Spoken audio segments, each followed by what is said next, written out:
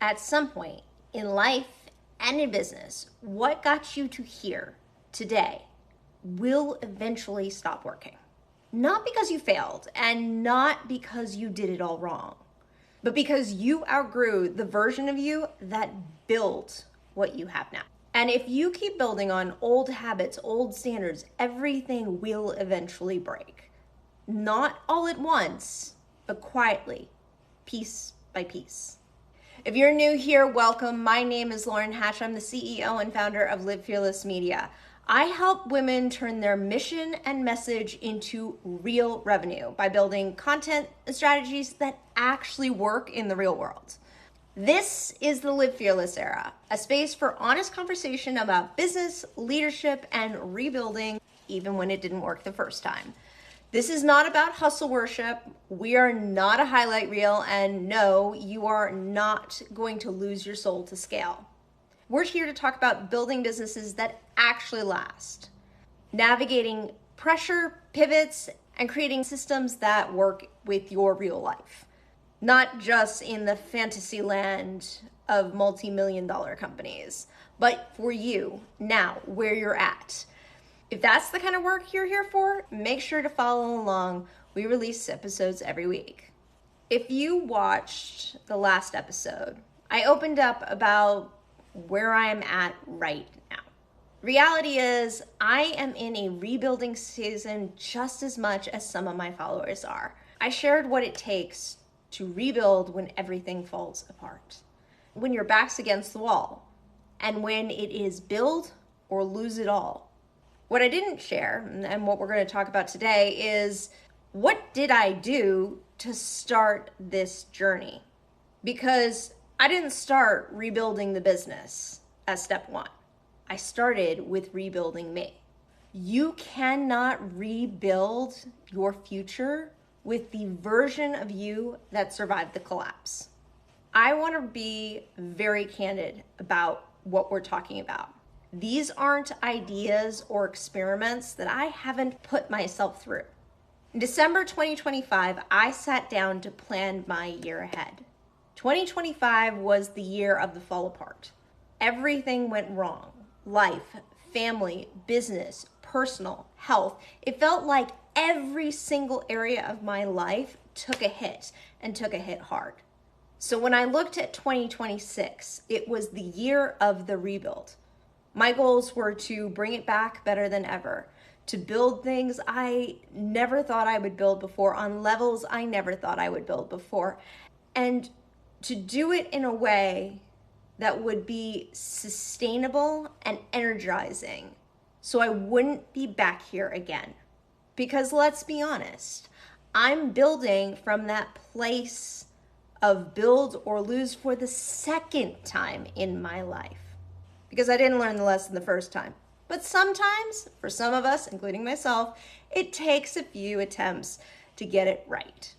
Look, that woman who built in 2025 was not capable of building what I was dreaming of for 2026. I had to change. I had to shift. Not because I was weak, not because I wasn't capable, but because I was exhausted, reactive, and operating in a place where habits were built for survival, not for leadership. Drop a comment below if you understand this feeling. Here's the truth. Survival skills do not build sustainable. So before we touch strategy, before we talk business plans, before we talk all the other things, we've got to get back to the most important factor in your success. You, your mind, and your own transformation. For me, I had to lay down boundaries. I had to create a new way of thinking. I had to challenge myself to move at a higher level. I had to build again. And that's what this is all about. I want to say this clearly because some of you need to hear it. This is not time specific. Yes, I started my process in December of 2025, but it is never too late. You are never too stuck, and you are never on a road that is on the road to nowhere. There is always an opportunity to turn off, to change, or to open a new door. You have to just be willing to do the new thing, to challenge yourself in a way you haven't in the past. Because there is no such thing as too far gone. You cannot rebuild your way out of the pit all at once. It is a one step at a time process. Right now, the only thing that matters is taking that next step. If I could give it to you all in one pretty package of 1 hour on this YouTube video, I would click my fingers and I'd give it to you in a minute. But it's not about that. It's about taking it one step at a time. Right now, the only thing that matters is taking that next step. Being willing to take the first step in rebuilding yourself. Now, before we go any further, I want to say this. If this conversation is resonating you, if you are in a season of rebuilding, redefining, or becoming, make sure to follow the channel. Not because I'm here to motivate you, not because this will be the rah, rah, you get it moment, but because I'm walking this out in real time with you. I'm doing the same thing you are. You don't have to do it alone. So let's talk from experience, from the things I did just a month ago, not theory. I'm in a rebuilding season right now. I'm just one step ahead of where you want to be and you can be. And the hardest thing I've faced in this process has not been strategy. It has not been my business. It has not even been facing the reality of what is. It is facing myself. I didn't lose momentum because I wasn't capable. In fact, I'm very good at what I do. I didn't stall because I didn't know better, or I didn't have the knowledge or the capabilities or the tools or the resources. I stalled because I was comfortable, because it worked, because I felt stable, because it was easy. But as I have said so many times before, easy began to slowly eat away at the things I built. If there's one thing you get in your head today, it is comfort is not neutral. It will either fuel your growth or it will erode it. For most of us, comfort means staying where we are, not changing, not growing. If you are in that place of comfort, you will erode what you built.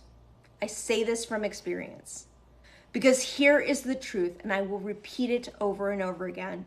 If you're not growing, you're dying. Stagnation doesn't stay neutral for long. Clients will leave. Contracts will change. Revenue will go down. Markets will shift. When growth stops, then you become unprepared for these different things that will happen no matter what your life looks like. That's what happened to me. People walked away, opportunities dried up, and I realized that I had nothing prepared to take the place of what I lost. And suddenly, I was back in the same pit that built my company 7 years prior.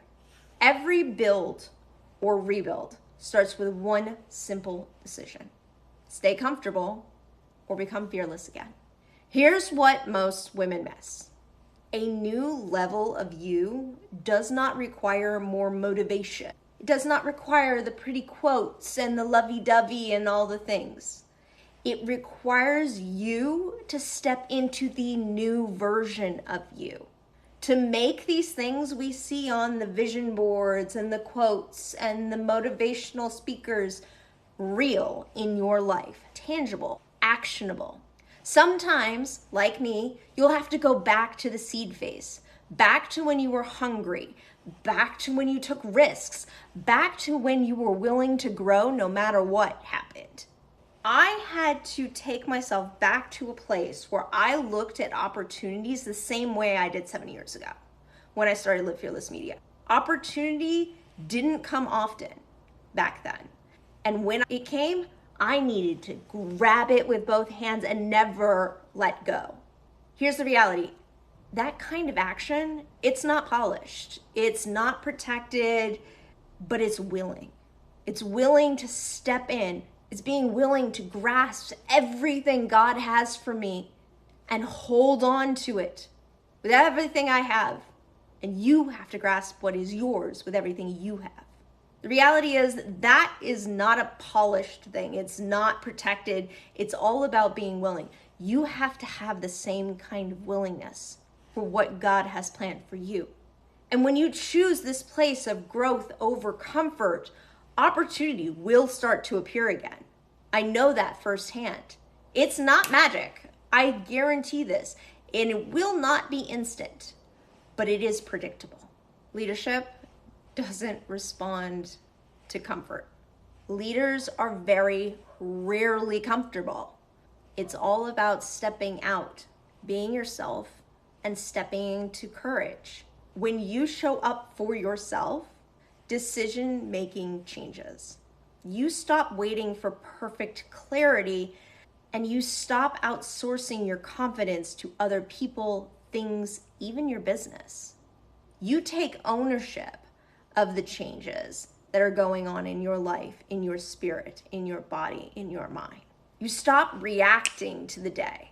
You start owning your time. You create space and think like the CEO of your life. Your standards change, what you tolerate changes, even what you allow in your calendar will change. You cannot scale yourself, your business, your identity on the old infrastructure. Systems are necessary for your life. Look, here's the deal. I'm super ADD, like super ADHD. I have hyperactivity and hyperfocus to the nines. It's what makes me good at what I do, in all honesty, because I can see things and angles in ways that the average person doesn't. However, it also means creating and maintaining systems is not the easiest thing for me. However, I will say that when you put systems in place within your life, and I'm not just talking about business systems, I'm talking true life systems that touch you body, mind, and spirit. When you put those into play, you will change your life. Most systems within a person's life are built in survival mode or trauma mode. I've been so traumatized that I have to build a system in my life or I will not function. Or survival mode, everything's so crazy and chaotic around me, I have no choice but to build a system that can withstand the crazy and the chaotic. But here's the thing. When your life shifts, when you start building and you focus on growth and these new demands come, the systems that you created for your traumatized self or for your chaotic self will not withstand the test of growth. Why? Because those systems will start breaking down. They were not meant to last forever. We heal from trauma. We get out of chaos. And we need a new system for a new level within us. Things that help build us calendars around availability and not just what people want from us. Content that is created for connection, conversation, community, and not just my emotional diatribe. That's the business side of it. But the reality is those same business aspects, those systems we create to make those things happen, also apply to our lives. Trust me, if your system feels duct taped together, you are not alone, and it's not a discipline problem. It's a leadership evolution problem. Before I ever rebuilt my business, I had to rebuild myself. In December 25, I didn't start with revenue goals. I didn't start with offers. I didn't even start with a strategy. I started with me. Because in order to really be successful in life, in business, in family, in love, in anything, you have to take into consideration your mind, your body, and your spirit. It's a threefold cord, and you need all three aspects. If you don't address all three, you're going to leave one in the wind. If you leave one in the wind, the cord is not nearly as strong. To run a great business or have a great life, you cannot live with one of these things depleted. The whole thing will eventually crack and the cord will tear. So, in order to get myself to a place where I really felt like I was in order, I asked myself 3 questions. I asked myself, who do I need to become mentally to carry the weight of what I'm building? What level of focus, discipline, decision making does this season require from me mentally in order to make this a reality? Then I asked myself, who do I need to become physically? Now, let me make this clear. This is not a conversation about what your weight is. It can be for you individually. I am not having that conversation as a person with you.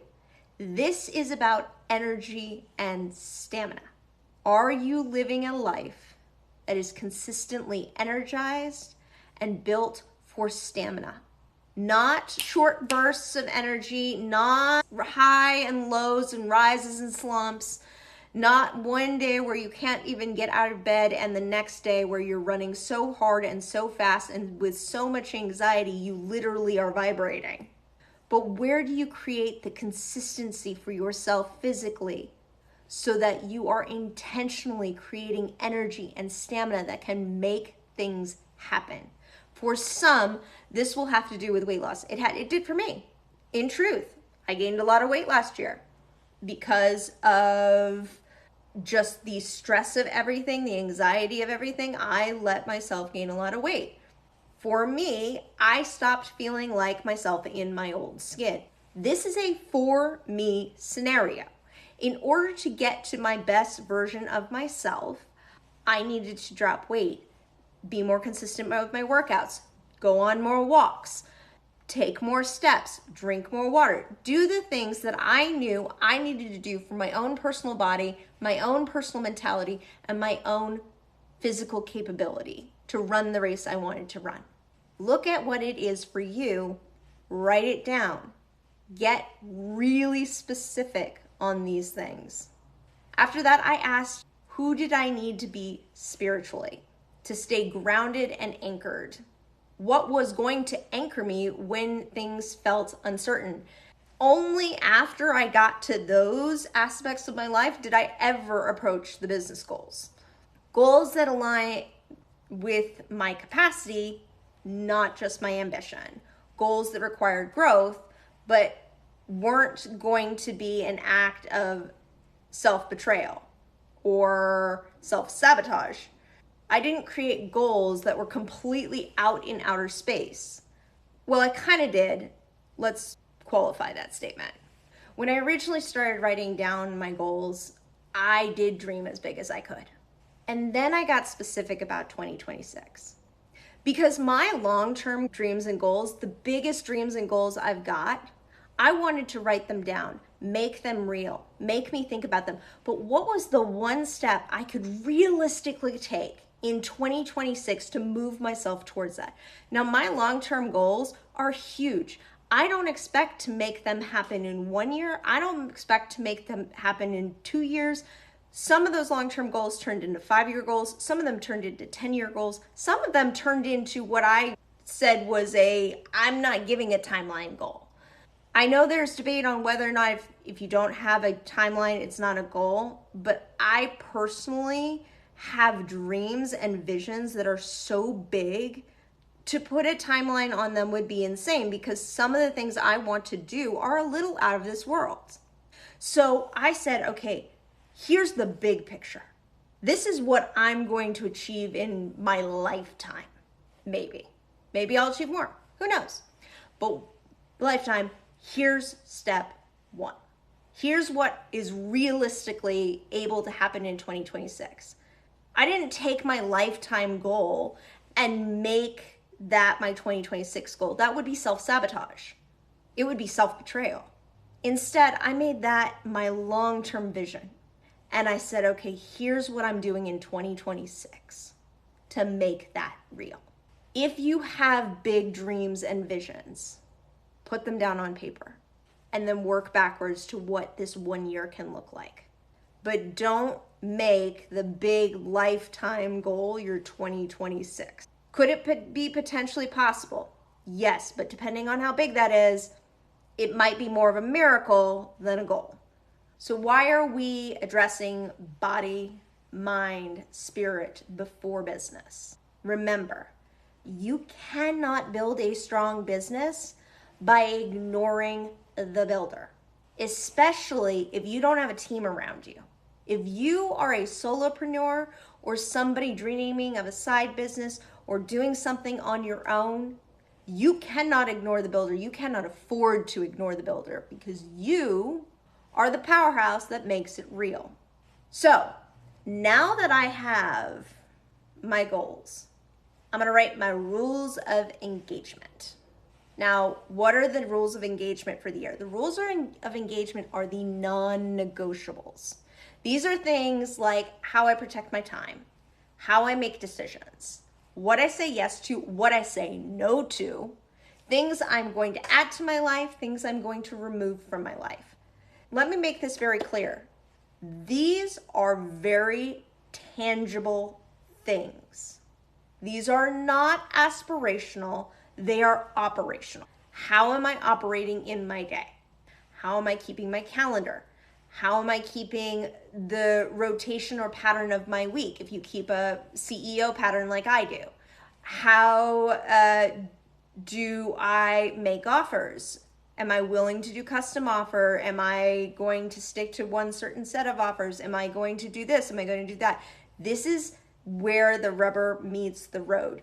You create your do's and do not lists. And I would say my do not list is actually more important than my do's because I'm more likely to do something if it's not on my do not list. So make sure you're looking at those things that you shouldn't be doing, that you need to eliminate from your life, and putting them on your non-negotiables. But also add the patterns, the things you want to consistently do, the things that give you life and joy, your passion projects, things like that. Make sure those are on your non-negotiables too.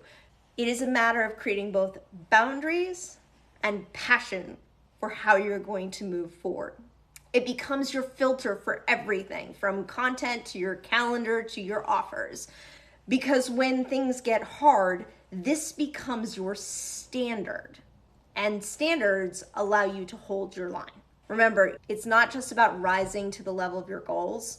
It's about preparing to fall to the level of your standards. If your standards are high and you fall, then you've got something to catch you. But if your standards are low, if your boundaries are low, if you are overwhelming yourself, then you're going to end up back in a pit.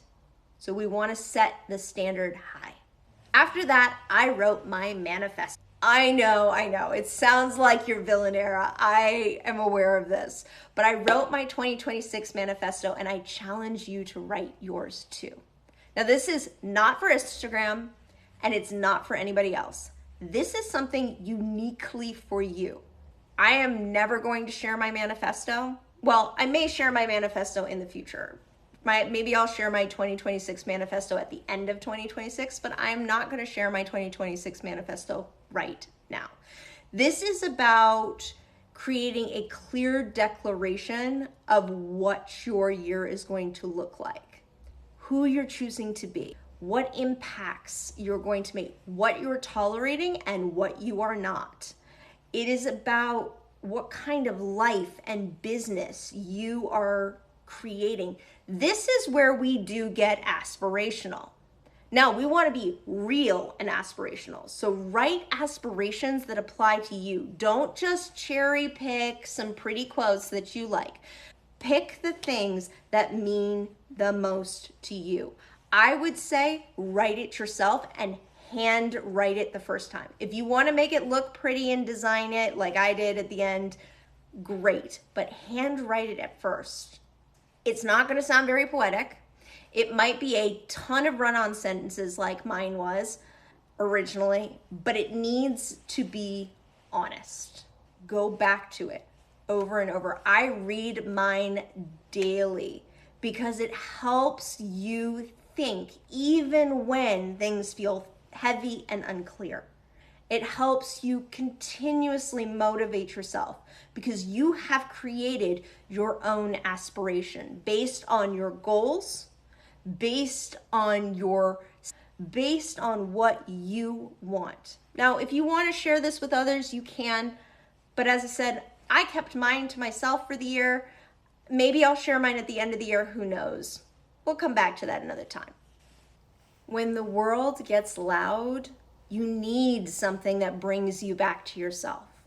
And that's what this manifesto actually is. If you're feeling stuck, overwhelmed, or you don't know where to start, this video is right where you begin. It's not about your 5-year plan. It's not about the total overhaul. It's not about your lifetime goals. It's about being direct with yourself, giving yourself direction to stretch. It's creating standards that help protect you, and it gives you a clear reminder of who you're becoming. That right there is how you rebuild yourself. Once you do that, your business will have solid ground to grow on again. But it starts with you. Let me tell you, if there is anything I have learned in my lifetime, it is that women do not lack ambition. I don't care what kind of woman, businesswoman, stay-at-home mom, conservative woman, liberal woman, don't care what kind of woman.